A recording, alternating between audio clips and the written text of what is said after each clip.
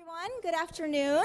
If you can take a seat, that would be great. We have a really packed agenda today, and we're hoping to get started as soon as possible. My name is Lisa Guernsey. I'm the Deputy Director of our Education Policy Program here at New America. I also run the Learning Technologies Project.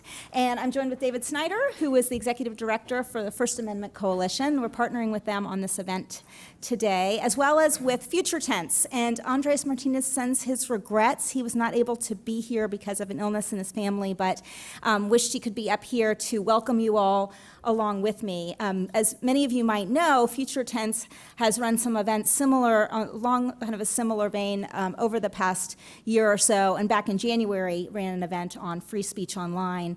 And so we see this as a nice continuation of that conversation, and to really sort of heighten the dialogue, elevate the dialogue on these issues.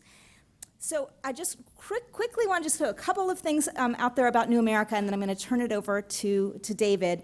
For those of you who have never been to New America, welcome.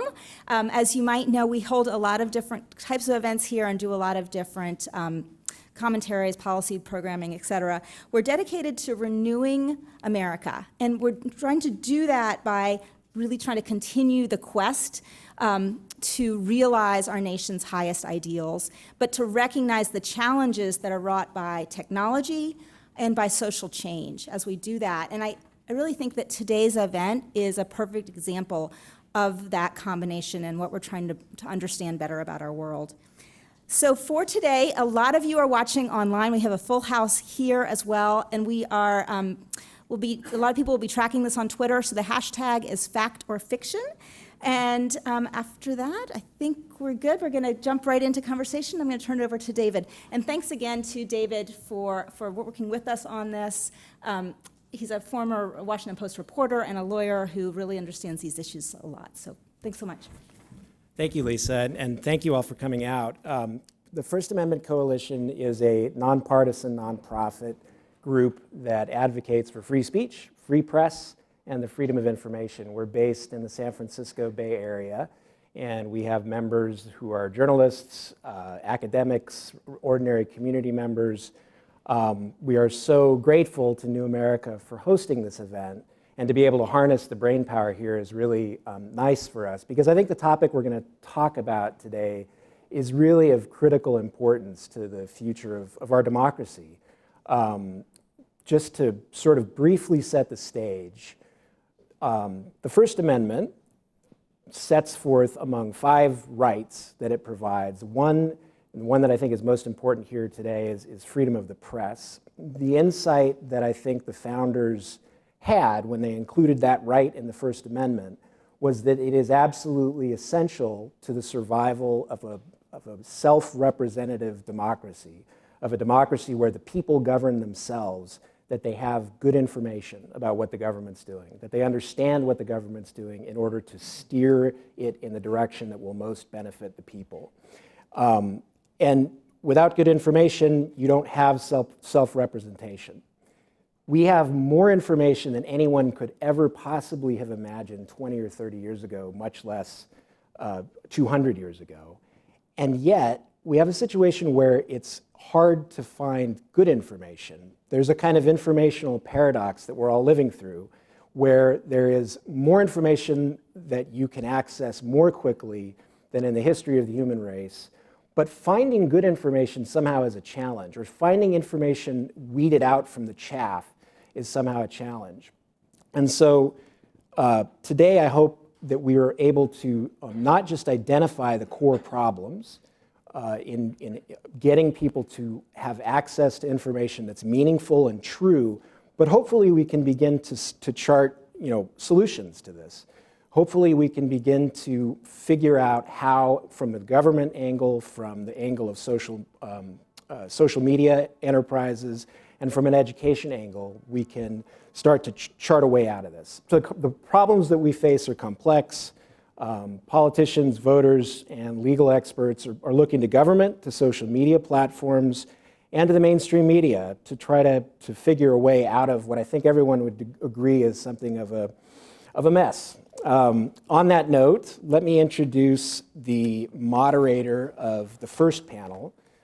His name is Carlos Maza, And he's a journalist and video producer who writes, produces, and hosts the Vox series Strike Through. He previously worked at Media Matters for America between 2011 and 2016, where he was a research fellow and created a video series on media criticism. So please join me in welcoming Carlos.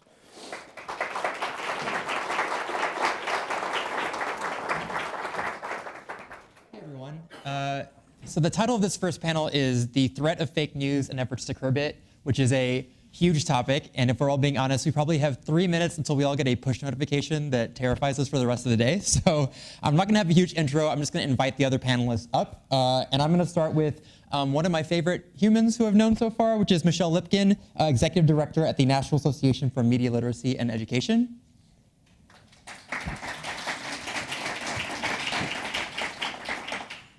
Next up is Kevin Bankson, who's a director at the New America's Open Technology Institute.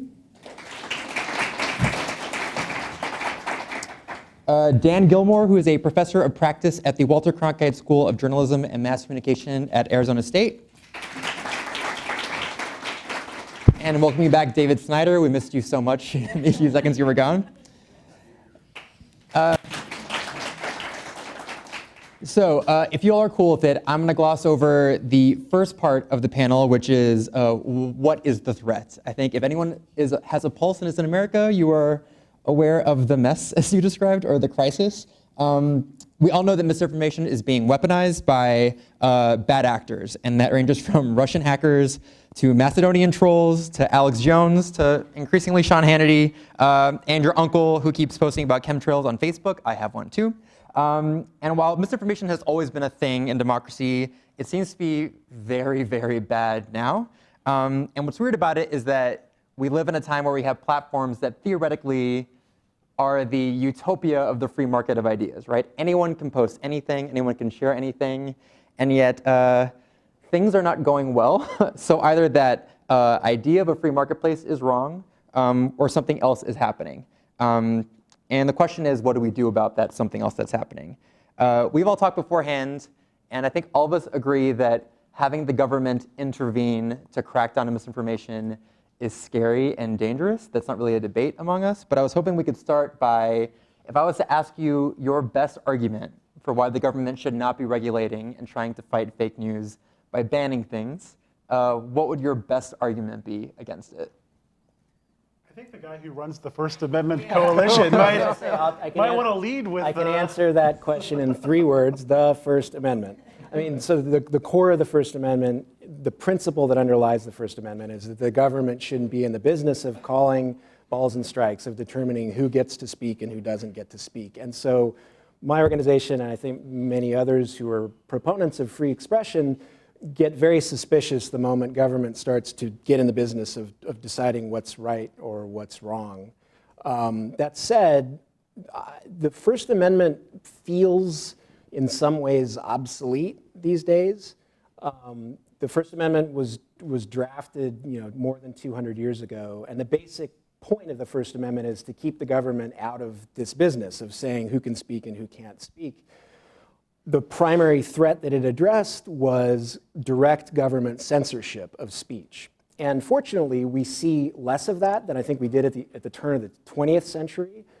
The legal doctrine that formed around the First Amendment emerged from that time period when the government was actually, early in the 1920s into the 1930s, the government would be prosecuting people for things they said. And so this robust body of law sprang up, and it doesn't really feel like it applies anymore. So there's a lot of discussion, I think, among legal academics and others about ways in which the First Amendment can evolve to address the problem of speech that is stifled by too much speech, by aggressive or almost harassing speech. And we can talk more about that in detail if you'd like. But I think the bottom line for me is that the First Amendment feels sometimes beside the point in the middle of this debate. It shouldn't be, and it's not, but it does feel that way. Yeah, I mean, that's sort of the baseline that we're starting from, and the second idea is, so what then? And it seems like the answer so far has been, these companies that own major digital platforms have to be somewhat responsible for what happens. And if you saw Zuckerberg's testimony in front of Congress, that's a really messy, big, scary question and raises a couple of really, really big anxieties. And I'd like to work through those anxieties with you all, or have you all confirm my anxieties, and then we can all leave here crying if that's what ends up happening. But the challenge of having tech platforms deal with their major speech problem, Facebook, YouTube, Google, Twitter. The first that sticks out to me is there's a problem of scale. There's so much stuff, like you mentioned. It is 4 hours of content uploads to YouTube every minute. Is there any meaningful way for tech companies to regulate the sheer amount of speech they deal with on a regular basis? And if not, why not? Well, I have to agree that I think the issues that we face right now have more to do about speed and quantity than misinformation, because misinformation has always existed. Like, so we need to focus on what is new about this particular landscape, right? And what is new is speed and quantity, and how are we processing it? I think that tech companies, my concern about the tech companies being responsible for the solution, and sorry, this might be controversial, but I'm not a huge fan of only tech solutions for tech problems, right? I think we have to come up with human solutions. And that's where education, and we'll talk about it a lot, comes in. And I think, though, that what tech companies, I don't want tech companies to be judging what should be shared and what is true. I don't want that. I don't want them getting involved with my freedom of speech. But I do want them to be transparent. And I think when I look at tech company solutions, it has a lot to do with their relationship to the public. And what is their level of transparency? What are they sharing with their users? How, things like how can we make their terms of service be understandable to 11th graders? Like that there are things tech companies should be doing, but to me, it's always about the relationship with the public. So I have a number of things I'd love to add to that, but I want to jump back to the anxiety part. Yeah. Because Carlos. Story of our lives. Well, because I want to take a second to try and tamp it down a bit, in the sense of we're facing a real and to some extent unprecedented problem, but at the same time, we don't want to descend into a moral panic and make bad decisions. And I think it's worth questioning, if you want to see a distorted marketplace of ideas, one rife with lying skullduggery and defamation and anonymous propagandizing, all you need to do is look to the founder's own generation. That's the model of the marketplace of ideas, and it's a pretty rough and tumble place, and there's a lot of bad things happening in it. But their response wasn't, let's figure out how to better censor the printing press. Their answer was, let's promote more speech. Filter bubbles aren't new. Conservative radio has been an incredibly powerful, politically potent filter bubble since the 80s, at least. The fact that more Americans believe in ghosts than in caused climate change is not the fault of the internet. These have been problems in our information ecosystem forever. And I think immediately scapegoating the internet or thinking that this is a brand new thing, as opposed to simply a change in scale rather than a quantitative change, is dangerous, especially when we also don't know how bad this problem is. I think there's an assumption, because it's easy to say, oh, look, the Pope endorsed Trump, that's clear BS. That doesn't mean it was actually important. And I think there's a question of, a lot of the examples that have been shown in terms of Russian info ops weren't fake news. They weren't lies. They were just political opinion, often voiced very aggressively or targeted in a way to start arguments. But it wasn't misinformation or disinformation. It was just political opinion deployed in a difficult way. I think there's a question of, we complain about these stories, but then again, how do we gauge that impact versus the treatment of the mainstream media of the candidates in our election, where Trump got a lot more coverage just on the numbers, and Hillary's coverage was disproportionately about the email server thing, in line with the talking points of her opponent. How do we factor that in? How do we factor in, and this will be my last point here, how do we factor in the fact that a lot of the mainstream media stories were driven by Russian info ops, not around fake news, but around hacking into people's servers and stealing their email.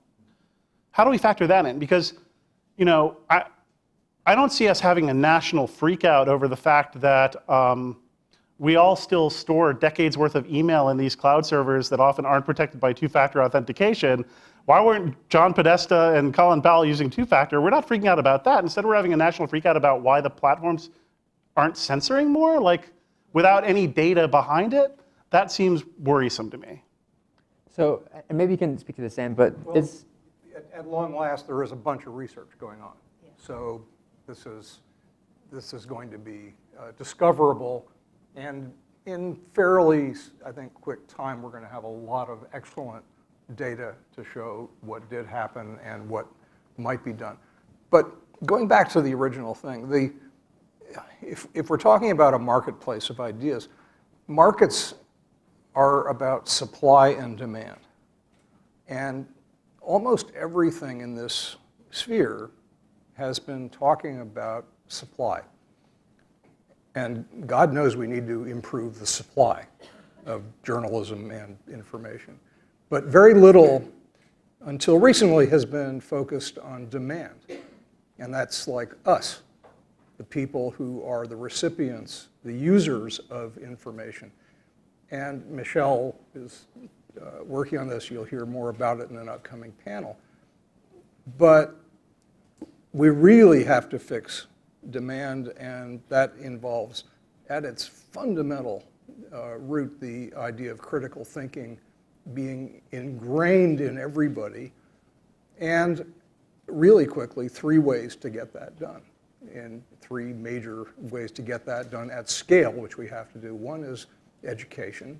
That's where the government role makes sense to me, is to promote education in this, including libraries. The second is media themselves, especially journalists, to make news literacy, media literacy part of their mission, which they've never done, and now they can, and a few are starting.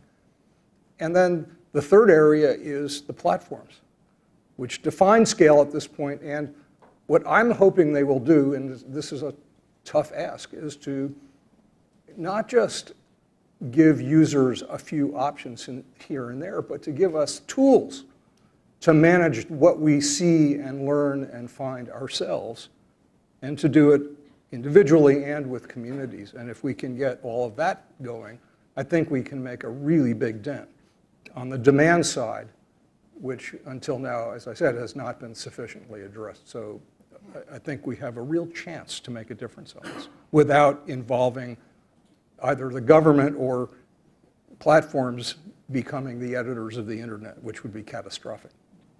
So one of the tensions that I've sensed so far, just from this first round of answers, is that there's a sense that there's too much, that the speed of news is too intense, and also that a solution to that might be more news or more speech in the way that the framers first imagined it, and those seem to be in tension. The truth is we don't have really a collapse of journalism, we just have an explosion of all this other stuff that can crowd out journalism. And I'm wondering if anyone has thoughts on how to resolve that tension, because you can train journalists to talk about media literacy, and you can train viewers to think about media literacy, but if someone opens YouTube and there are 100 Alex Jones conspiracy theory videos about crisis actors, how do you deal with that supply problem, where the supply is kind of overwhelming and even in some cases shaping the demand of consumers? You go first, and then I'll. I mean, I think there's a serious question of what additional information will actually add value rather than subtracting value. I think the key word there is context. How do we create context for these things? And I think no one has good answers yet. YouTube just had one idea for creating context, which was linking to Wikipedia for these conspiracy videos. I think there are some aspects of that are a good idea. But I think that sort of doing that, relying on that nonprofit entity, that very small nonprofit entity, while also not warning them that they were about to do that, was probably not the best way to deal with it. I think similarly, Facebook is struggling with how much do we want to do fact checking or add some indicia of credibility to stories. But one, there's the problem of many of the folks who seem most susceptible to fake news also are hostile to the idea of fact-checking or are hostile to the fact-checkers themselves. But two, there's actually been some research, and I apologize, I don't remember off the top of my head who did it, that was around if you start fact-checking some things but not other things, and then people look at something and see it doesn't have an indicia of having been fact-checked or as true or not, they assume that it is true. And so if you do that incompletely, you may actually exacerbate the problem. Another scale problem. Yeah. I think it's also, though, and I sound like a broken record to people that have heard me say this before, is that we're so focused on facts, like we're so focused on truth and false, and it's so much more complicated than that. I mean, we are not having enough conversations about the business model of the media industry and how, you know, all of this comes from, you know, a desire of these social media platforms. They're corporations, right? So they have bottom lines and they are trying to advertise to us, and all we're talking about is this story fake? And it's like, I feel like we're limiting, and I don't mean like we, I mean like the larger we, is that we're limiting the conversation and what we want. We want, like, shout out to our librarians, like we want information literacy, right? We want media literacy. We want people to understand the entire landscape. We don't want to just say, okay, I can trust this or I don't trust this and leave it at that. It's a much deeper critical thinking that it needs to happen.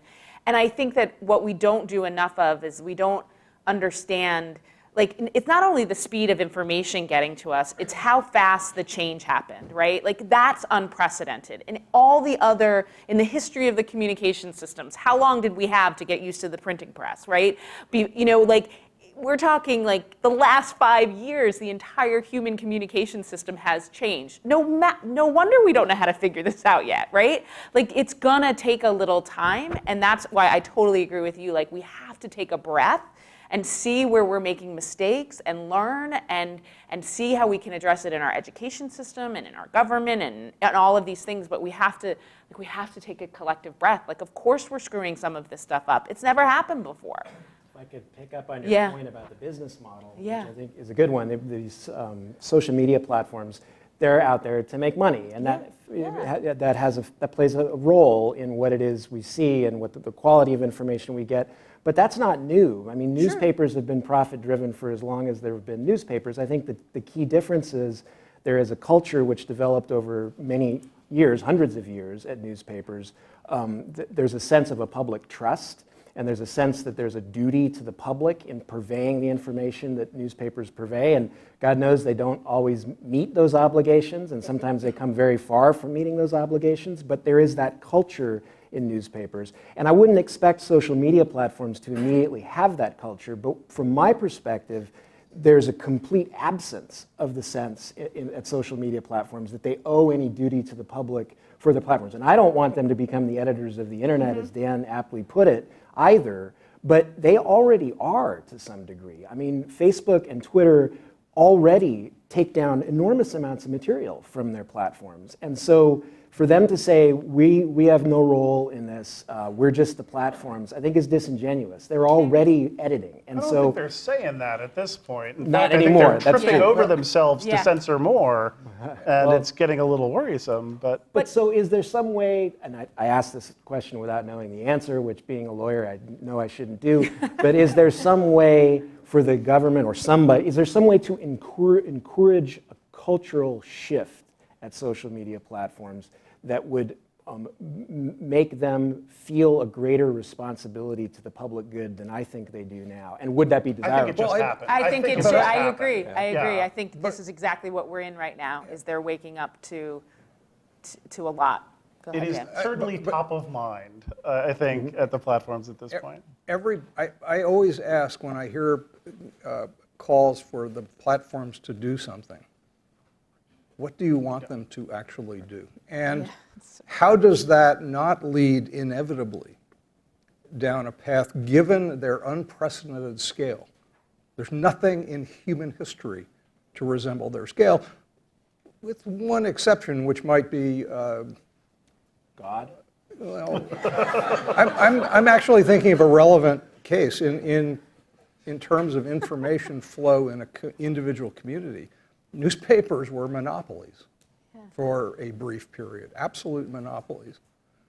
And that's why that cultural difference is interesting. But today, in some countries, Facebook is the internet. This is without precedent. So what do you want? I don't know what all the people say, they got to do something. I don't know how doing something avoids the problem that we all want to avoid. There's a really be careful what you wish for thing here, and Yes. also a core contradiction to the way especially policymakers at this point are talking about this, where in one breath they say, your power is unprecedented and unaccountable and frightening to me. Now use it more. Yeah. That is the message that the companies are getting right Yeah. now, and it's kind of confusing. Maybe it's just use it more responsibly. But I think that's what you're bringing up, though, is that, and this was so obvious in Zuckerberg's congressional hearings, right?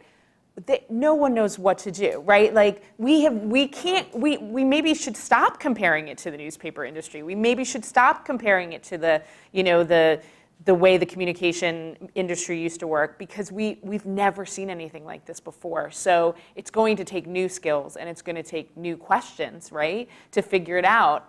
But I also think that it has to be multi-pronged. Like we can't depend on the social media companies to solve the problem. And that's what I mean about technology solutions. It's just like like when I see these apps that are, no offense to app developers, but like apps that are coming out that's going to teach us which sites to trust and which not. Well, that's not a long-term solution, actually. Like we need a long-term solution, and I think a lot of it has to do with education, and we really need a revolution in education today. That we need, like, what are we preparing our kids for, and how are we going to help them succeed? And yes, all of these pieces need to come together, but we can't. There's going to be no long-term solution without addressing skills. I mean, but one of the challenges there is, as we've talked about, we have this unprecedented scale problem. It may be, and this is both worrisome but also worth thinking about, like that the primary pathway to educating people is going to be through these very platforms, because they're the only thing operating at a scale where we'll have the impact Google necessary. Classrooms. I mean, Google's already has the monopoly on that, but they are getting involved too. They're dedicating funds, and we're personally working with them on some things. So yeah, maybe it's everyone has to just general media literacy rather than actually education system. I think this raises sort of the question we're dancing around, which is so newspapers have this obligation to the public trust that guides their actions even when they are profit motivated. Tech companies don't see themselves that way at all. And if you watch the Zuckerberg hearing, he was asked, do you have responsibility as a publisher, or are you purely a tech company? And he said, we're a tech company. They don't feel they have that obligation. That's a choice that tech companies are making, and it's an editorial choice to say we're hands off in certain cases. They're also, as you mentioned, frequently making the opposite choice and censoring things and choosing things to take down, but they don't really they're going back and forth as to what their role is. And it seems like before we figure out what should happen next, we have to answer this question of what should the role of the platforms can be. If it's true that only platforms operate at this scale, we have to answer this question of what is the responsibility of the platform. Even adding context with the Wikipedia thing is an editorial choice the platform is making that we have to be comfortable with. That is a call. That's a judgment call to say we need to fact check some of these things. Some of these things are not going to get fact checked. So I think the basic question is, what should, if any, that responsibility look like? And if there isn't an answer, are we comfortable with saying Zuckerberg has no obligation or responsibility for what is published on his platform? I can't say that. I don't want them to have no responsibility. But I they think don't it's say that. We don't. Yeah, I don't know who says that. No one says that. Yeah, it's true. I think that ever since we've had user-generated platforms, we have also had moderation of content, less or more so. But I mean, I think one of the biggest challenges is, and this goes to, I don't want to get too wonky, but there's this thing called CDA 230, which is the original bargain that policymakers made, which was, if user-generated content platforms are responsible, potentially liable for every piece of content, even if they are operating at a scale of hundreds of thousands, millions, billions, trillions of pieces of content, they will not emerge. They will not survive. They won't work. And so Congress carved out liability, not criminal liability, but civil liability, in part to enable people to go ahead and moderate content. CDA is Communications Decency Act. It was actually an anti-porn bill in a lot of ways, and the reason they created this protection from liability was to actually enable companies to moderate content without fear of liability. And they have done so because Facebook doesn't want to be a cesspool. People won't come to it if it's a cesspool. So the question is, how do they draw those lines? Well, and Congress just tore a big hole in, Indeed, but CDA 230. So. Foster Sesta, other topic. But so I think the bigger question is recognizing that these people are essentially making governance decisions about what we can say and not say online, which ultimately it is going to be them and not the government because of the First Amendment. How do they draw those lines? How do they validate those lines? How do they test those lines? What is our involvement in being able to write those rules or say when we think they're bad? And I think that is why transparency about what their policies are and clarity about why exactly things get taken down, notice to people who are affected, appeals for people who are affected are important because this is basically artificial private governance of our speech online, but we don't yet have due process for it. And Facebook's terms of service and Google's terms of service override the First Amendment in the universes that they control, which are a big portion of the speech that exists in Twitter. And I just don't like this notion that all these solutions tend to say, you guys do more, and we need to find ways to promote more competition for hosting and creating speech. We need to, again, I'll keep saying it, we need to put a lot of it back on us. And we seem to be resisting that in some ways, and I think we have to push that, not resist it. So this is the scariest part, I think, of this panel, this idea that it's back on us, because, like I said at the start, in theory, we are living in a utopia of speech where we all have access to publishing and sharing things, and things are not going well. And if you watch the way that Facebook has tried to deal with this so far, like letting people flag things as fake, that hasn't gone well either. If you look at YouTube's trending page, it's the bad stuff that people choose to look at first and consume first. And so in a lot of cases, as it is now, the handing over that responsibility to people has made things worse. And the question I want to ask is the broken platform us? And these platforms are just reflecting that brokenness back at us as citizens. First of all, everything is not going badly. Yeah, There's countless amounts of great stuff that we can do and say and are doing and saying in this new world. And let's not forget that this has enabled things that are absolutely wonderful at scale, not just a bunch of things that we don't like, which are, I think, dwarfed by the good stuff. Yeah, I agree. I have to say, I'm like a total optimist. I feel like this is an amazing time to be alive. I feel like the things that I see, you just look, use the example of the Parkland kids, and you're just like, this couldn't happen. Like, the voice that these kids have, and whether you agree or disagree with them, like, their bravery and their organizational abilities and the way that they're activating, oh my gosh, you see amazing things happening in media companies with breaking down barriers with gender and with race, and there's and just technology itself with like the creation of content. It's an extraordinary time to be alive. And so to me, it's like, yeah, we have some problems, but if we only focus on those problems, we're missing out on an incredible landscape of opportunity, and we can't let the fear take over. We have problems, we need to address it. But I strongly agree with this, but I also want to take that Parkland example and push it a little further in the sense of, if we're talking about do more, if we're talking about, well, censor this, take this down, the question then becomes, what is this? How do you identify it? And it's, the same tools that are enabling info ops by state actors or people we don't like, saying things we don't like, although a lot of people like the things that are being said, and a lot of those things being said are First Amendment protected. How do we start drawing lines that don't hit the people trying to take advantage of digital tools to effectively speak for good causes, or for causes we actually think are okay? And this also gets to the really dangerous fault line of progressive versus conservative in the context of this issue. Because, and this is another reason why there are a lot of things the companies aren't doing, because if they do them, they will get attacked from the right, because there's a bit of a disproportion in terms of people advocating for violence in terms of political axis, you know, like, and they're already facing that right now, and which results in really bizarre stuff like 60 conservative thinkers just signed a letter to Facebook saying, you're being biased against conservatives. We want you to follow the rules that the founders set and only censor what the First Amendment, violates the First Amendment. And freaking Edwin Meese signed this thing, one of the like greatest anti-porn crusaders in this country, if people remember him from the 80s, like pretending that he thinks that these companies should only be censoring obscenity or child porn as opposed to other sexual speech, like, please. But anyway, I digress.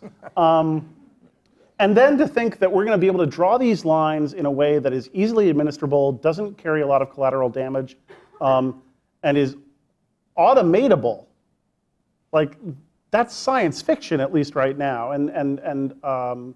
You know, Mark Zuckerberg can try and deflect political pressure by saying, oh, the AI are going to solve it.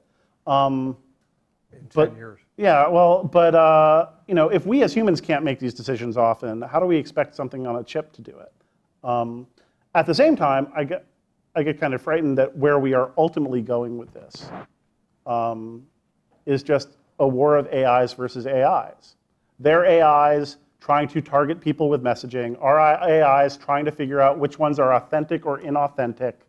I see things like Google Duplex on Tuesday, where Google Assistant has an AI that can call and make appointments for you. And it's basically an AI pretending to be a human and doing it really effectively.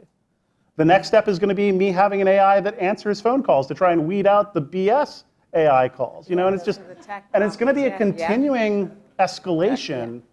But I don't see any other direction for it to go other than that, which is perhaps the scariest thing. So I'm having a panic attack, but while that's happening, I want to push back, not to be a pessimist, but we do have a big problem with people liking things that are bad for them. Like Fox News is the biggest cable news network in TV. We make bad decisions as consumers. If we're putting a lot of faith... You didn't just jump into the fault line I just talked about. Yeah, but if we're having faith on people to deal with that and to grapple with our own bad brains, what can be done and what can platforms do to encourage us to be better decision makers when we're being asked to make smarter calls about what kind of news we're consuming? Which I know is a big question. There's no instant fix, and there's a million different things we have to try, but we can, as one example, take a page from the anti-tobacco campaign that produced real results to convince people that, that sharing BS is not cool, that you're a real jerk if you share stuff that's false. So there's a campaign in the works to start working on that. And by the way, sharing is the new distribution for a lot of our content, which is a whole place where supply and demand intersect. So that's just one of thousands of things we have to try. I would add some of the solutions may be orthogonal. Like, I think that there's a lot of work that could be done around privacy that could help mitigate the harm of hyper-targeted messaging. I think there's a really hard question to answer about when does targeting go from effective speech to manipulation? And I think that privacy and figuring out, like, how do we make sure that people don't have so much information about us that they can manipulate us versus effectively speak to us, is something we need to talk about and try and come up with answers for. This goes back to the issue of the ethical framework that digital platforms operate under. And what you described, the immense amount of information that Facebook and Twitter have about each and every one of us, that's their business model. That's how they make their money. And so I think there has to be a significant shift in the ethics, in the ethical approach of these platforms, so that that information, which makes them piles and piles of money, is used responsibly. And do you legislate that? I don't think so. I think the First Amendment counsels against legislating it, and I think they're coming under great political pressure to change those ethics and to change that sort of approach to the world as a public trust versus not. But they haven't thought about that. I'm fairly convinced they haven't put much or enough thought into how that information is used in ways that affect our ability to speak and our ability to hear real information. I think there's just no easy fix, and there's no fast fix, and we have to be in this for the long haul, right? And if you look at what we do right now in schools to teach kids to read, it takes years and years and years and years to get them to be literate. So why do we think that, we're going to be able to solve this particular problem in a week, right? Like, we need to be in this for the long haul and be talking about it and having conversations and really looking at systemic change to make the solutions. I think that's a good place to stop. Do we have time for Q&A stuff? Cool. If we have questions from the audience, now's a great time. Let's start with you. I have a question. I want to push back on Are there mics? Or? There are mics. Oh, yeah, if you could start with your name and just keep to one question, that would be great. Yeah, my name is Mark Nadell, and I want to focus on the demand side because I like to believe that we should teach them critical thinking, and that's so important. But I think a lot of people are dominated by denial. They don't want to give up power that they have. A first child doesn't want to share with a second child, and so they like stories or facts or whatever, fantasies, that make them feel good. They don't have to share. They don't have to give up power. How do we combat that?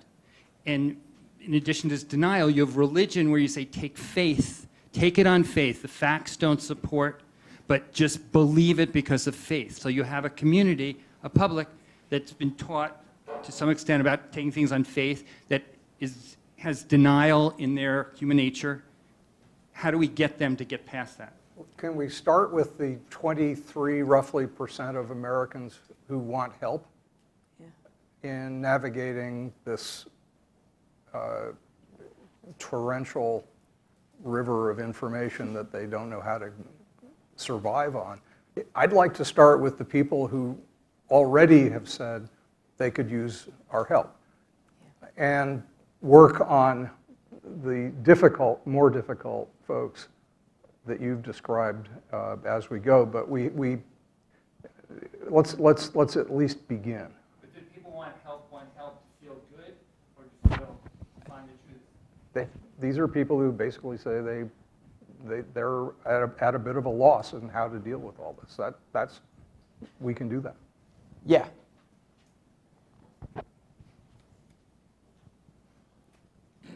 Hal Bogner.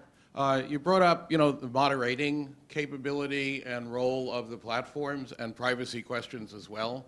And right at the end, you started touching on these things. But the things I'm wondering if you've thought about are they're moderating for the purpose of making money. They're using information about people that they are obtaining without people even thinking about the fact that the business they're in, just like going back to Publishers Clearinghouse, is building mailing lists, networks of how can we show you more ads so we make more money? And they're also, therefore, moderating the content already, whether it's through AI or any other method, and changing it constantly to optimize it, to be able to keep people on and get people to see the things that resonate and that they'll repeat the most, believe most easily, and feel good just shouting out to friends.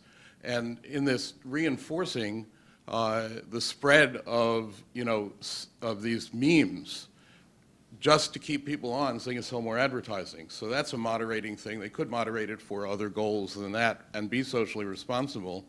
For instance, the tobacco... Is there a question, sir? Yeah, I think There is a the question. Is capitalism incompatible with democracy in so many parts, Actually, basically? Yeah. maybe the question is for David, which is, the First Amendment didn't stop tobacco companies from promoting smoking long after it was known what the harms were, but there were mechanisms that worked in law to eventually say these are causing harms. There are ways of holding people responsible. So maybe there are some, and maybe it involves platform moderation and figuring out legal approaches.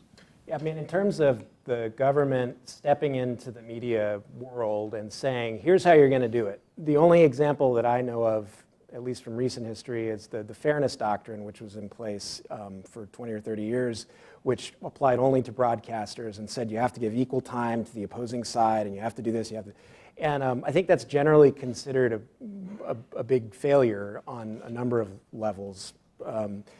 the government doesn't typically do a good job of saying, here's how you should do it, media, first off. So as a practical matter, I don't think it generally works. And I think that probably applies also in the social media realm.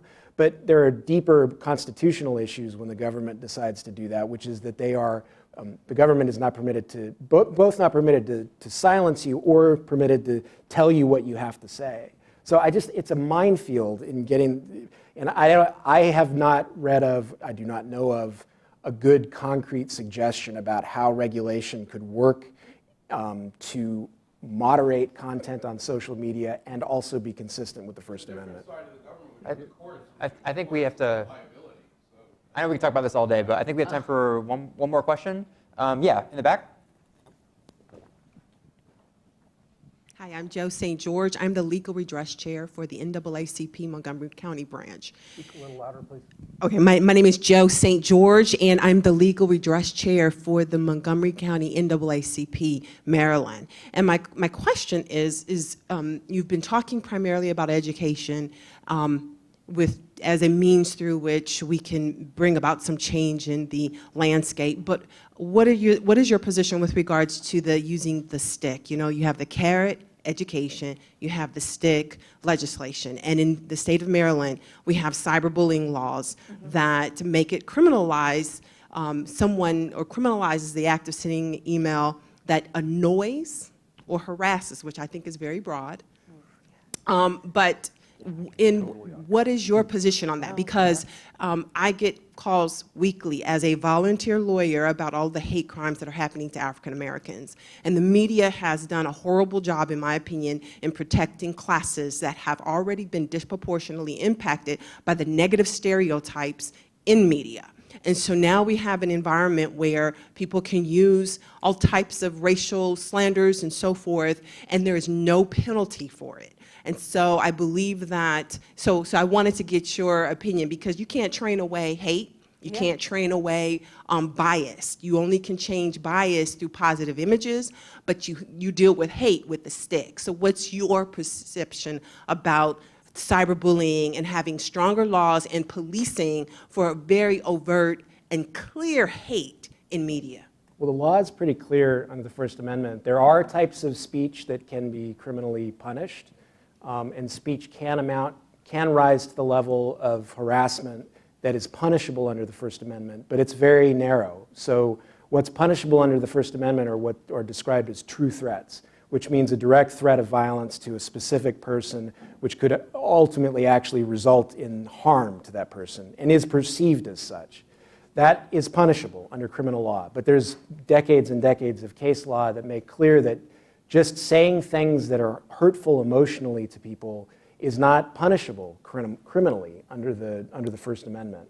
There are cyber, and I'm not going to get the name right, but there is a federal cyber harassment law. It's a criminal statute that it's not, I don't know if it's cyberbullying, but it has been upheld, but it's been upheld in instances where someone repeatedly threatened violence against like a newspaper reporter or some other individual, and they were prosecuted for that.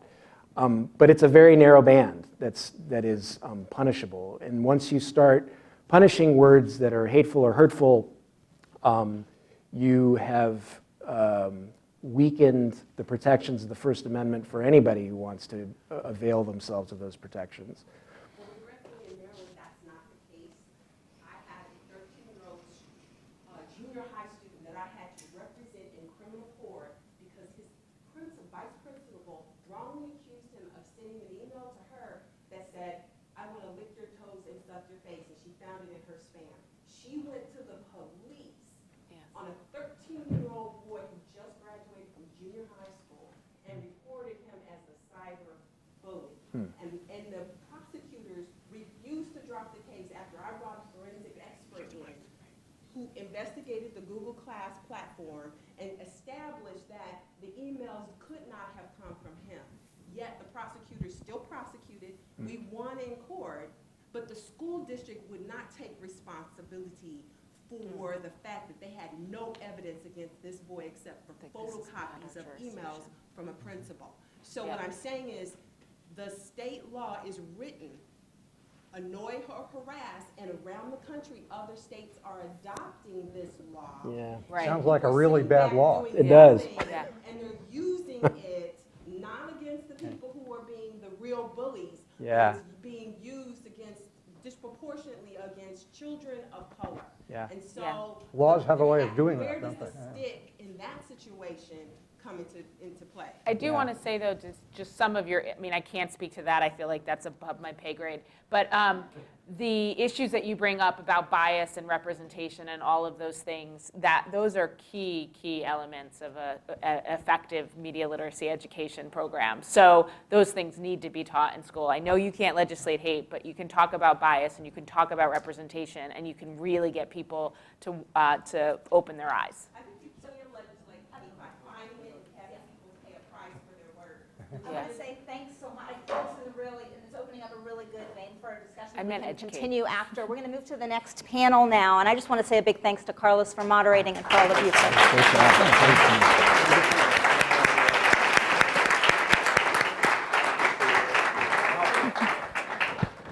So I have the pleasure to jump in for this next one. I'll be your moderator for our second panel, which I think will get to a lot of the questions raised by this last question related to schools and what can happen in our education environment. So I'm glad that we got that started. I'm going to quickly introduce our next panelists and come on up as I mention you. We have Alexander Dardelli, who's the Senior Vice President for IREX with us today. Thank you so much for being here, Alexander. We also have An-Mei Chung, who's a Senior Fellow at the Mozilla Foundation. Thanks, An-Mei. I think the next one is Patricia. Am I getting everybody's order right? Alan's next. Okay, Alan Page, who's a government teacher in Oklahoma City, Oklahoma. Thanks for coming in from the heartland for us, Alan. We appreciate that. And Patricia Hunt, who is a government teacher in Arlington County, just over the river here in Virginia. So thanks so much, Patricia. So what we want to do with this panel, it was so interesting to hear what was talked about in this last one, because what we want to do in this panel is try to get to solutions that are what's happening on the ground in our learning spaces, whether they're informal learning spaces, which I think Alexander's going to be talking about in a moment here, or our formal classrooms, and to be thinking about the long term, as Michelle pointed out in our first panel, that may be where we really need to go next, and to really understand how to, maybe we can't solve the problem of misinformation, disinformation, or propaganda. Those things have been there around forever. But how can we make sure that our citizenry, the people that we live and work with every day, our brethren, have a sense of how the world works, are informed enough to make good decisions for us as a society in general. So it's just, a small task. We're gonna work on that in the next 30 to 40 minutes here. What I want to do to get us started is jump in to talk a bit about a report that just came out from IREX that opens up some really interesting questions about what one can or can't do when it comes to trying to help people think about being more discerning in the information that's coming at them.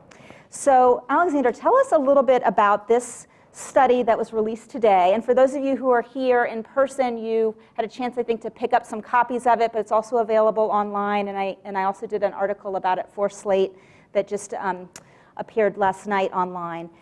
One of the things that, as I was doing some of the research on the study, that jumped out at me was that this was a study that was looking at what you've done in Ukraine, not in the United States. And it was huge in scale. 15,000 people participated in this program. And you were able to get some data on whether it worked. So those points already kind of led me to be pretty intrigued. So tell us what you found, and we'll get also into some discussion about what it means for education generally. So thank you, Lisa. Great discussion and very timely. One of the speakers said it's a great time to be alive. It sure is. How great it is depends on where you are. And so there is a noticeable decline in democracy in many parts of the world, and it affects many geographies, including Ukraine. Ukraine is not a stranger to fake news and disinformation. Indeed, it has been awash for 20 years in disinformation, with three key drivers. First, Kremlin sponsors of funded propaganda and disinformation. Second, oligarch-controlled bad content produced in Ukraine. And third, junk generated by social media, which is not unique to Ukraine. So what do? In Ukraine, you have high consumption of media. 75% consume audiovisual media. Very low trust in media. Less than 30% believe in what they see and what they consume in audiovisual media. You clearly need critical information consumption skills. So we designed an initiative that we call Learn to Discern, in which we trained 361 community leaders in media literacy, who then in turn trained 15,000 people in media consumption, in building critical consumption information skills. So this was the first iteration of our Learn to Discern in Ukraine, which concluded a year and a half ago. There is now a second iteration going on as we speak. So we wanted to see, did it work? We conducted an impact study with 200 participants in our program and a controlled group, controlled for age, gender, geography, and education, of 200 non-participants. And we found some fascinating results. And I think we want to share these results, and we're proud and humbled by them at the same time. One, the group of participants reports a 28% higher demonstrated ability in the knowledge of the news media industry, which at a very basic level means who owns what, who's the face behind the facade of media. Two, 25% of the participants in our program self-report a higher ability and likelihood to cross-check news sources, to check multiple sources of information, which is a very basic form of media literacy. And third, and I think the most important finding, is that 13% have a demonstrated ability, higher ability, to detect misinformation, disinformation, to critically analyze news. We think this is huge. 30% is a big difference. I'm going to just give you some hypotheses to make the point. Assume that this information relates to elections, or assume that it relates to war, hostilities, or assume that it relates to market. Well, this 13% could literally dictate the outcome of an election. It could dictate actually life or death choices in a situation of conflict, and Ukraine does face conflict and hostilities. And three, it could make or break your fortune in a market. So these are some highly promising results that we're facing in Ukraine. We're happy to discuss more about these results, but I'm going to be respectful of time, and so let you ask other questions. One of the things, just one more question for you, and then we'll start bringing some other folks in. When you say you got to 15,000 people, yes, this was done not by sending some sort of like handout or direct mail or saying, you know, here's what to believe and here's what not to believe.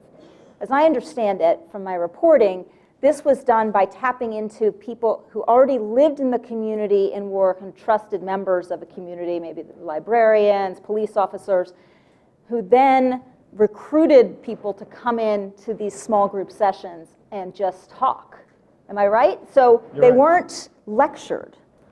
You're right. One of the many unique features of this program is the fact that we leverage the power of social trust networks, which basically means, in a more sophisticated way, the political economy of information. How we generate, consume, and use information is highly relational. It depends on certain structures of trust or distrust, incentives or disincentives, based and populated by people we like or dislike. And so we went to trusted community leaders, peers that enjoyed the respect of their communities in the workplace, in the communities. These are the initial 361 trainers, who then in turn reached 40 people in their networks and delivered on a face-to-face basis the training we delivered to the initial group. And so that element of scale occurred organically on the basis of these trust relationships. And that's why we were able to reach 15,000 people, who then in turn reached about, shared voluntarily, 5 or 6 other human beings, and we reached an ultimate number of 90,000 people in Ukraine, countrywide.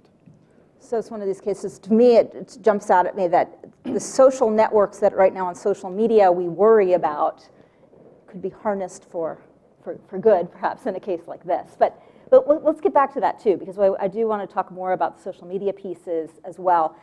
I want to jump to you now, Ame, and tell us a little bit about the information that the Mozilla Foundation has been putting out to try to seed at least some kind of baseline understanding of the digital information that's out there, what kinds of tools are out there, and why it's important to have those kinds of materials out. And there was an announcement, was it 3 weeks ago or so, of the release of some new materials for educators. And I wonder if you can share what that's about. So Mozilla is in the business of really activating communities to do much of this work. So I think, one of the things, if you haven't seen it, is Mozilla started to put out their internet health report. So our core mission is, making sure that the internet is healthy. And so the internet health report, if you all haven't seen it already, does, provide research and data and informations and stories about the 5 issues that Mozilla is focused on, which is web literacy, digital inclusion, decentralization, privacy and security, and then I've forgotten the last one. But at any rate, I think, and I've been focused actually on working on web literacy. So my issues that I've been focusing on are web literacy. And I would describe that web literacy is basically how to read, write, and participate on the web. And when I think about why that's important and what we try and convince people of, is like, it's like the ABCs, it's like the alphabet, right? You need to learn the alphabet in order to form words, form sentences, form ideas, know how to comprehend, know how to communicate. And if you leave out the vowels, you're not learning everything you need to learn. And so people will often say, well, can I just learn privacy and security, or can I just learn this piece of it? I'm like, you actually have to learn all of it. So to me, they're the basic fundamentals of what you need to do on the web.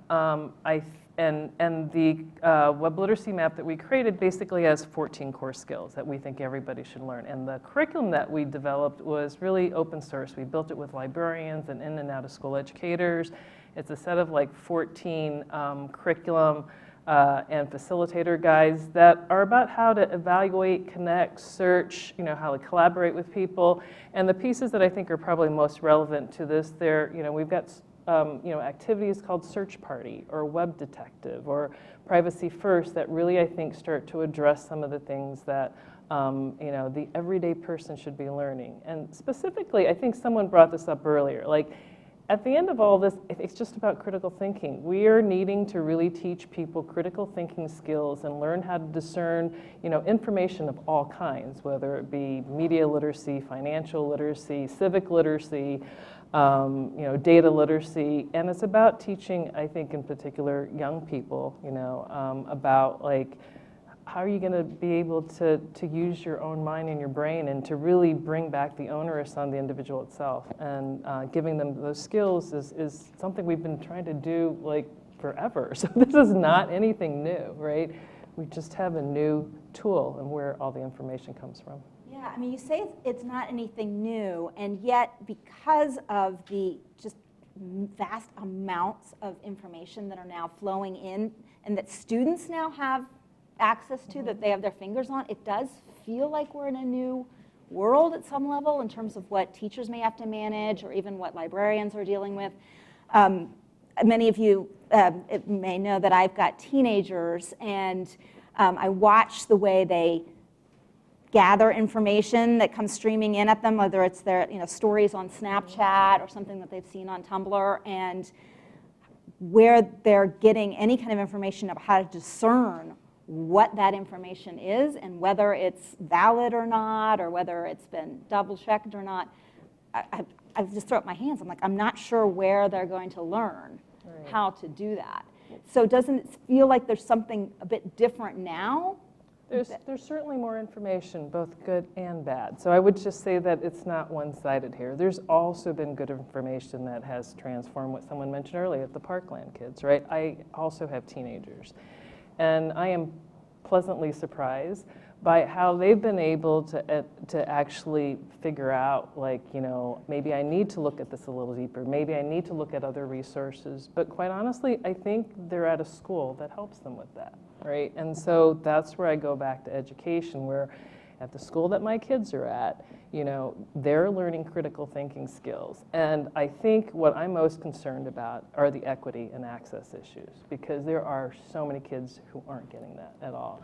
And they're still learning how to, you know, they're teaching to the test. They're not learning the critical thinking skills that they need. And I think one of the things that we need to do as the country, and you all who are doing the education, is like we need to do a better job of being able to get these skills and providing educators with the tools and the professional development. I think it's more than just handing people tools, it's actually teaching them how to use them and helping them be comfortable and really providing that information so that, you know, individuals can be able to make those decisions. And you can do so much to be able, like, as you know, have kids, you can give them all this information and you hope that they walk away with the skills that will help them do that.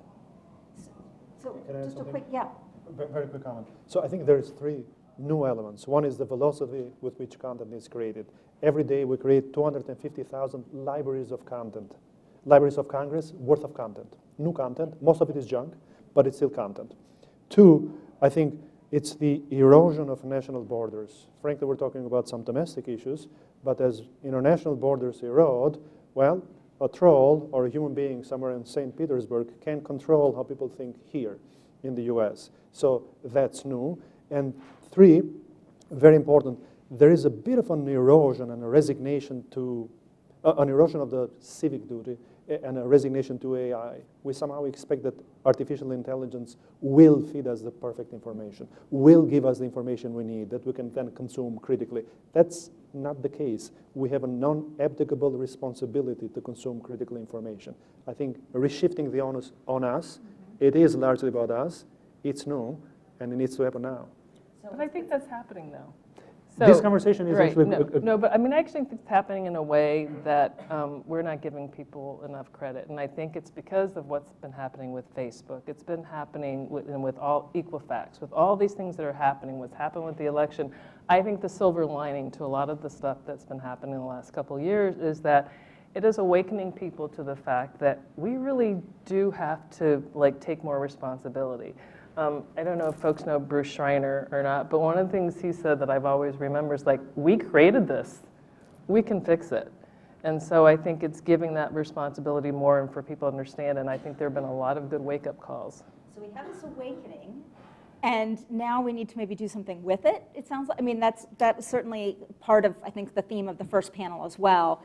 Let's turn to our teachers who are really facing this every day. We got it. You got it? No problems? Not a problem. So let's first, Alan, the reason that we have Alan here today is because Alan is part of a project, it's national, many parts, sites around the country, that is called Generation Citizen, and it's around how to change what civic education looks like for our high schoolers, maybe middle schoolers too. I'm not sure on that. Then you could maybe tell us more. But what I wanted to understand about the kind of work that you're doing in Oklahoma City Public Schools is how you are doing the civic engagement piece with your students while also recognizing all the sources of information they're having to kind of sift through, while also just teaching them the content in the first place. I mean, you know, there's certain standards, they got some tests to take. So tell us how you're juggling that. What's right that? there. That's why I get the big bucks. Oh, yeah, that's right. As an Oklahoma teacher, you know, you're paid so well. And so actually, honestly, we should, in fact, kind of bring that into, because the resources to ensure that our adults who are teaching our next generation are a key part of this. But tell us about what you're doing with the students that you have in Oklahoma. So Generation Citizen has been around about 15 years. They've involved about 30,000 students. They have a base site in San Francisco, Texas, California, and then about a half dozen base sites in the Northeast. Its emphasis is on the action, but it lays out a full program, whereas typically in the past, as I taught or tried to teach government, we focused on, from my generation, focused on the big news agencies and newspapers. Obviously, for the past 5 years, that's changed. That's where they're getting information. Obviously, children have always gotten information from Uncle Larry or primarily those sources. They still don't watch the news or read it. But now instead of just Uncle Larry, now it's Uncle Ivan and people from all over the world, which I think is big. All of a sudden there's trying to go through that discernment. So I've had to go through an evolution of rethinking a little bit, that critical thinking. So Generation Citizen came along and said, listen, we really want to get into action civics, taking it to that level that typically in my government class we'd learn something about the legislature, and then they would do a little project like email a legislator or give them a call or something. This takes it to the next level of actually more systematic, more of an organization. And I think that's really where a lot of the, I think part of the solution comes in, is as they have gathered information, we ask them, so what are the big issues you see facing your community? And Generation Citizen mainly focus on city and state level. So what's the issues you see or you hear from your parents? And we'd try to survey, we'd reach out and find out, well, when we come up with half a dozen problems. But then through the discussion, we say, well, is that really the problem? What information do you have? And we, not so much a formal debate, but kind of a Socratic seminar kind of situation where there's that discussion saying, well, I heard this. Well, where'd you get that? No, I heard this. I think there's where that discernment comes in from their own discussions with each other. Say, oh, well, wait a second. Yeah, all I heard was this one side. And starting to realize, and then having to come to narrow down 5 or 6 after discussing them and trying to find out, well, what's the real issue? Going through a process of deciding what is an issue to a consensus of them, and then narrowing that down and continually looking for information, not just on the media, but going directly to legislators, going directly to influencers. One of our groups had to do with gun violence, and was able to bring a speaker from Moms Demand Action, very much into the regulation of weapons. But anyway. So let me ask you a quick question on that, and then I'll get to Patricia so we can talk through how it works in your classrooms. But how do you deal with the issues that might come up where there's really not just a difference of opinion, there's a difference of like fact base that students might be working from? I'll just want to, and it may be very much kind of bound up in politics. I wanted to just read a statistic here from a Pew Research Center study that came out last year. It found that 34% of Democrats said they considered information from national news organizations very trustworthy, but only 11% of Republicans said that. And if you are thinking about kind of the next generation or students today and the households that they come from, whether it's a Democrat household or a Republican household, may have a really big impact on how they're seeing the information that they're being asked to parse through in your courses. So how are you working through that? I also teach psychology, which means I don't know any more about that than I do government. But you're exactly right.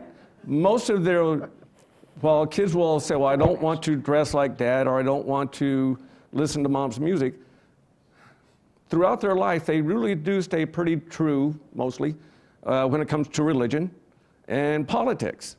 So that 4th and 5th grader might not know they're conservative or liberal yet, but they probably are, based on the fact of their information and the people they trust have given them this perspective.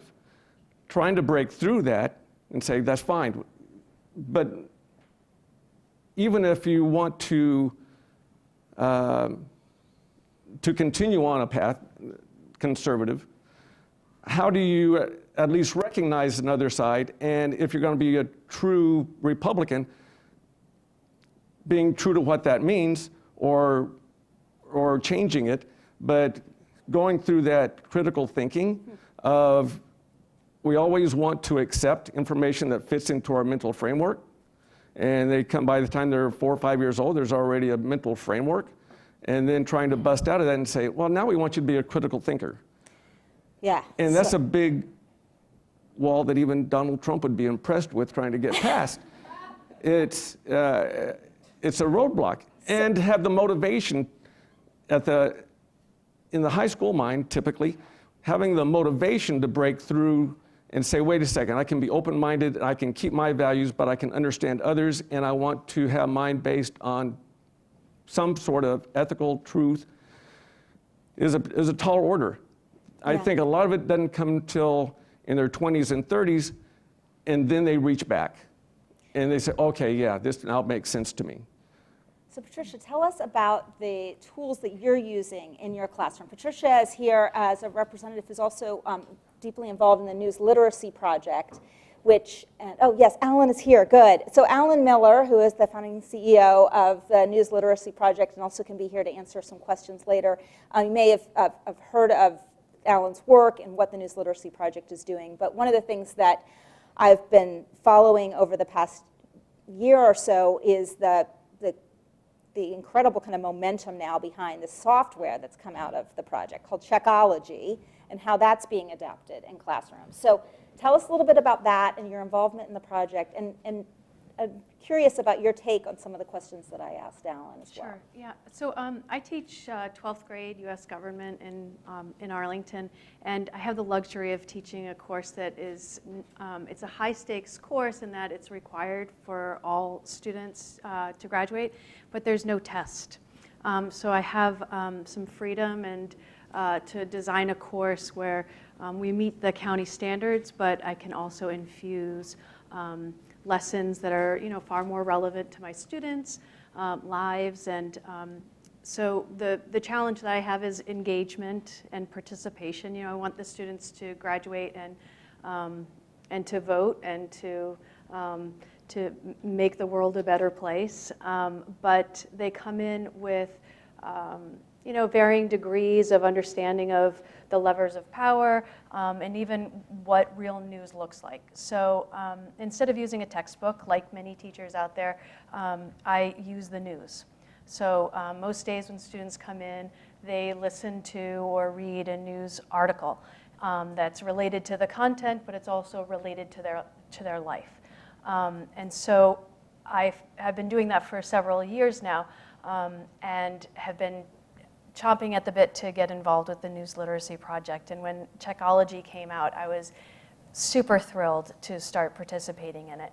And so what it is an online platform that students have an individual page. They have an account, if you will, and there are 4 modules.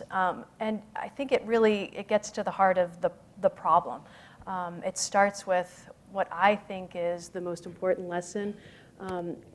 I don't think we have a news problem. I think we have an information problem, and students aren't able to discern and label and put into buckets what they're looking at. I ask students who spend a lot of time on social media, what are you doing? Like, what are you doing on there? Are you reading news? And they're like, what? Some are. There are some really incredibly savvy kids who, I have to say, last panel, I had asked my students a few weeks ago, the essay question was, given the dangers to our democracy of misinformation and viral rumors, what needs to be done? And so many of the points that they came up with in their essays were expressed here with super smart people. So we got to get them on the panel. Yes, they were thrilled. So. So what they're doing online is they want to be entertained. So they're having fun. And they don't really care that video that says, like, these are the weirdest last meals of death row inmates. They don't care if it's real or not. They're not fact-checking that. Mm-hmm. But that's generally speaking. We do have a problem, and my students recognize that. So what we do is we've gone through it in a couple of different ways. Checkology it also makes the case for the First Amendment. So the knee-jerk reaction is ban it. Well, this provides a lot of really great lessons and videos with these fantastic reporters. It's interactive. I can look at it as a teacher. I can see exactly what they're doing, when they're doing it. So it's got all of the great best practices, and it's relevant to their lives. And have you had a student ever say, how how do they know this is right, or questioned checkology? Huh. I mean, I only ask partly because one of the things that's come up in some of these conversations about news and media literacy, and at what point have we gone so far in teaching people to be discerning and questioning that they're always questioning and never certain enough, right? And so there are some certainties in life. Yeah. So how to cope with that? Yeah, there's not a lot of pushback. I think that because they get so much news in the class, and because Checkology does such a great job teaching the skills of what is quality journalism, that when it's pretty much a no-brainer to look at a Facebook post that says that you can contract HIV from a banana, and a quality news piece. So I'm not worried about fake news in my students. I don't think that they're going to fall for that. What I think they're going to fall for is, really one-sided information, and that's the kind of stuff that getting the nuance. Yeah, the nuance right. that they need to really look at it from multiple perspectives. So I know there's going to be some good questions out there, and I want to open it up to the audience before we break. But one of the big questions that I want to make sure that we all kind of can grapple with here, and I'm just curious about each of your take on this, is the theme for this entire event, which is, how do we combat misinformation and disinformation? And it feels like, but here's where I want to just test it. Like, tell me if I'm wrong. It feels like some of the answer that came out of the first panel and that we're trying to grapple with here is that how you combat it is building better critical thinking skills in our kids. But the bigger question, I think, is, are we doing enough now to, and whether it's kids or adults, because as the IREX program showed, even adults at pensioner and retiree level can really benefit from this. Are the tools available to do this job? Are we reaching the kids and the adults that we need to do this job? And what has to change? Standardized testing. What about it? That's what needs to change. What about it? So kids come in, they don't know how to think. They know how to identify the right answer, but they don't know the and the because. So how about you? And it's $1 billion industry that we spend a lot of money on. And it's to Pearson's benefit to not have a test that actually requires a human being to read.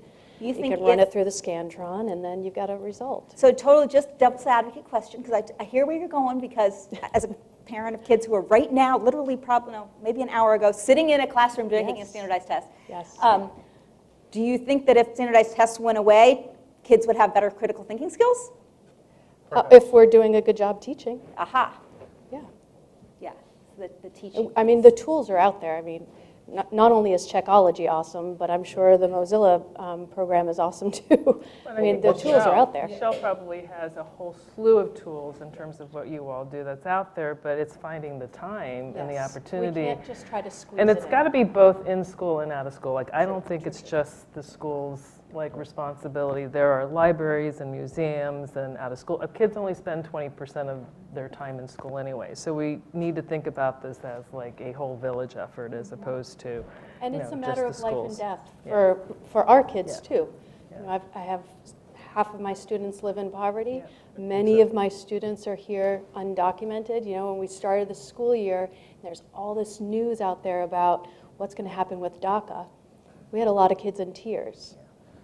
Kids who are overweight don't know that you're not supposed to have more than 20 grams of additional sugar a day. Like, there's so much out there that's competing. One thing has to do with resources. I think you highlighted this maybe in an implicit way, but even in Arlington County, there's divides between North Arlington and South Arlington, and there's a political economy of information, how people access information and how they make decisions on the basis of that information that I don't think it's quite captured in the so-called tools that we use now for our kids. And we have to be a bit careful with tools. I think one of the previous panelists said that there's both supply and demand sides to this discussion, and solutions, both related to supply and demand. But if you focus on the supply, and this is the AI, the tools, we have to rethink a bit actually how specific they are, how contextualized they are, and what are the drivers that people bring to the use of these tools. And this goes to is really technology the solution here? Or do we need to rethink the problem and how we go about that? That's one. And two, I think it's also a matter of resources. If we truly believe that information is the lifeblood of democracy, well, we need to put our mouth actually behind some action and actually invest in this aggressively. I think that the resources, even in some of the wealthier counties of the US, are really inadequate vis-a-vis the challenge. You're right, it's not a media literacy issue, it's not a media information. We have an information problem. We have a challenge with a vast amount of information. And this vast amount of information, this universe, requires resources to handle.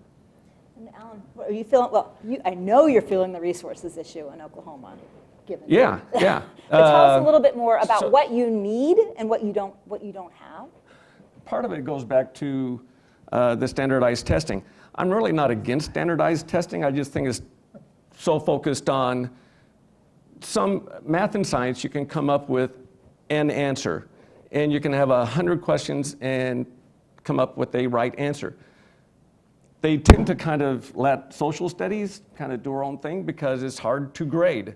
It's going to be essays. It's going to be justify your reasoning. It's going to be those critical thinking skills, but they can be done.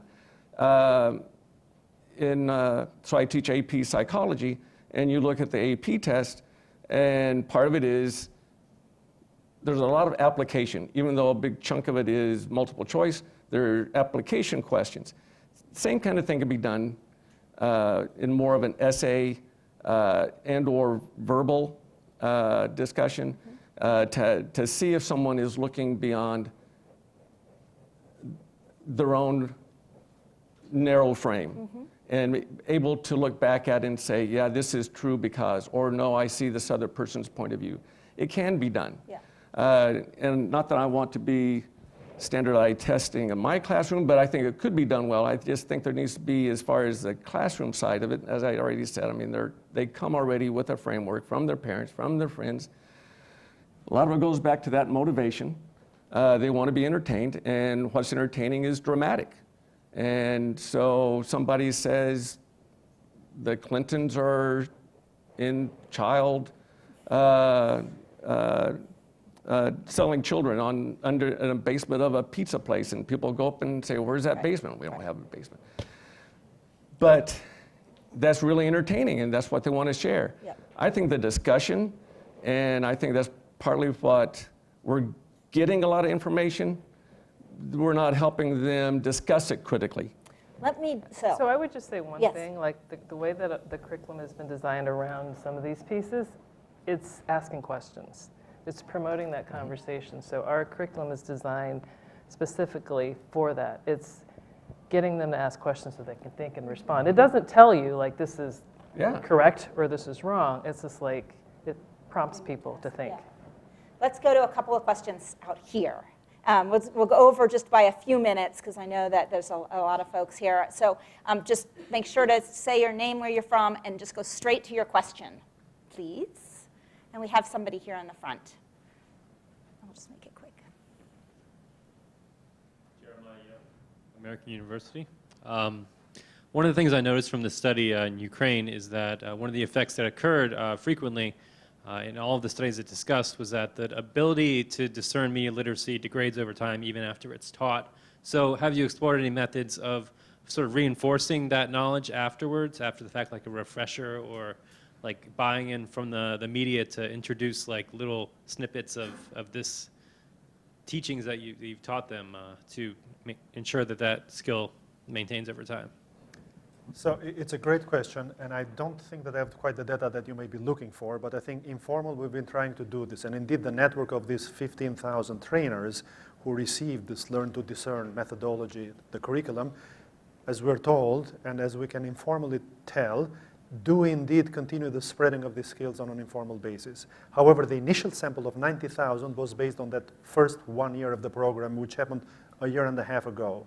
We're now in a second iteration that works in the secondary level of education in Ukraine with kids, because we think this is a population most at risk and with which we can have the greatest return on investment long term. And so there is some collaboration going on between the two groups with some nuances. We also work with a range of local partners, including Stop Fake, the Academy of Ukrainian Press, and they do some of this on a repeat basis. Let's take one or two more. Yes, right here in the front.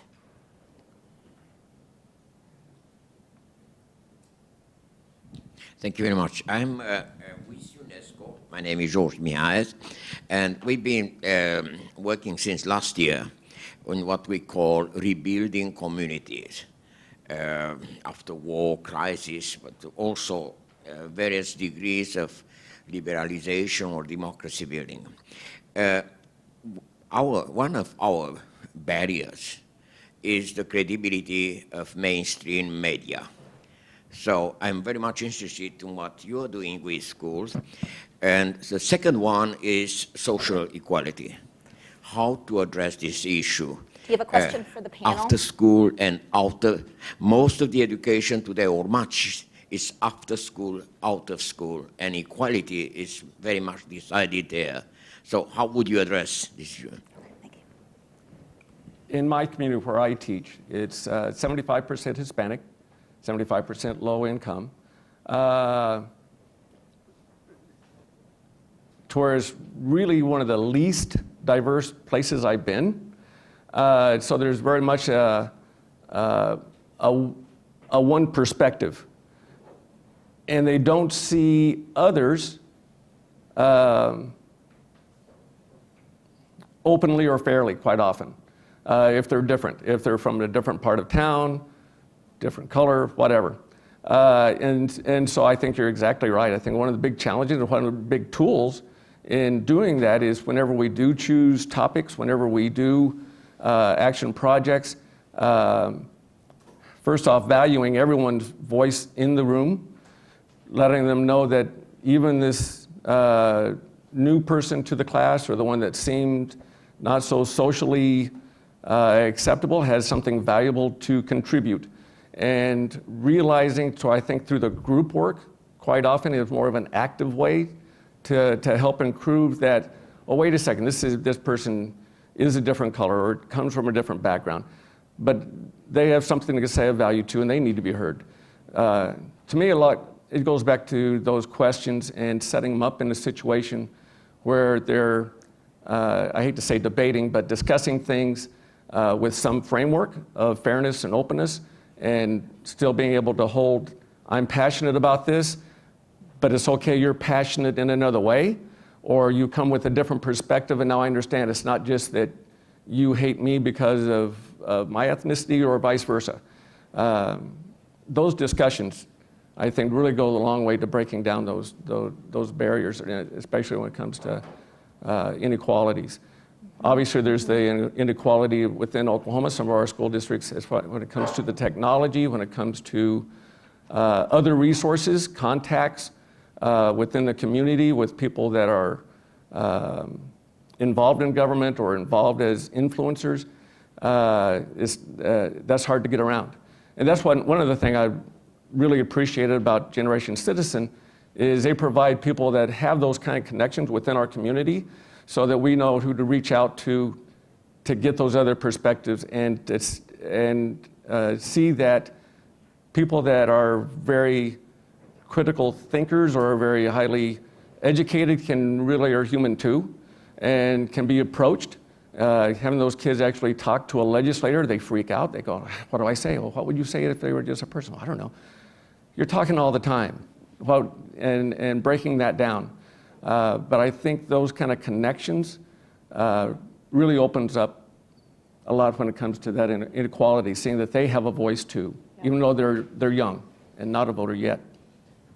Just to add on to that, one of the best moments this year was when a student of mine, her name's Saheen, as a result of the program Checkology, she said, you know, before this class, I used to think that news was just for like smart people.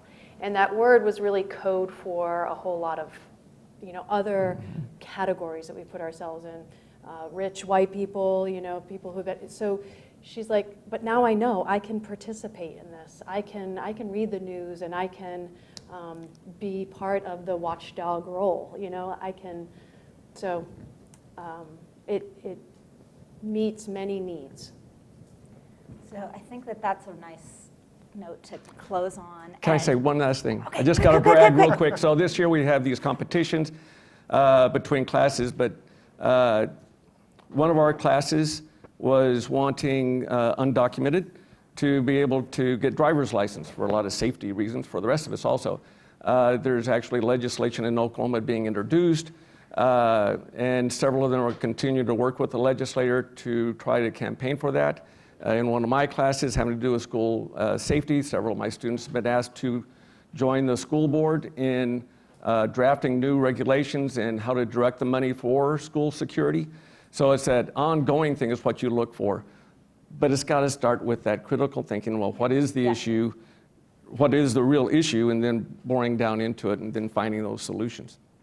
We had more optimism than I expected on the first panel, and I think that if we think about the kids and the stories of the kids that you're talking about now and what they can bring to the fore in the next generation, we can have even more optimism. So we just got to make sure we provide the resources and the mentors and the teachers to do it. Thank you very much, everybody, for your time. And thanks to all of you. We actually will have a little reception after, so please stay and join us for some more conversation, and I'll see you out there. Thanks.